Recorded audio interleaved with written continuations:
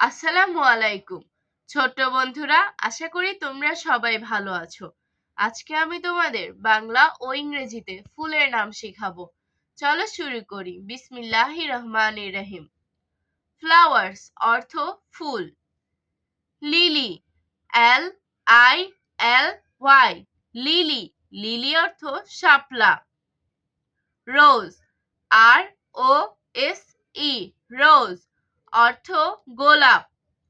কন্দম, KADOMBO, কদম অর্থ কদম।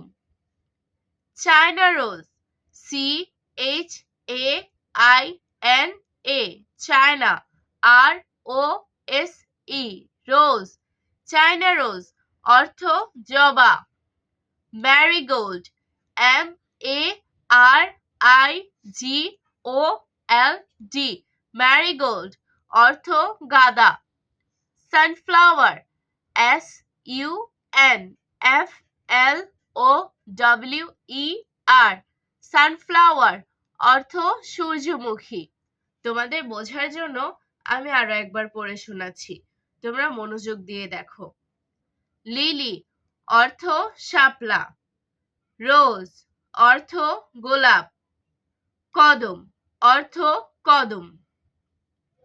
চায়না রোজ অর্থ জবা। ম্যারিগোল্ড অর্থ গাঁদা।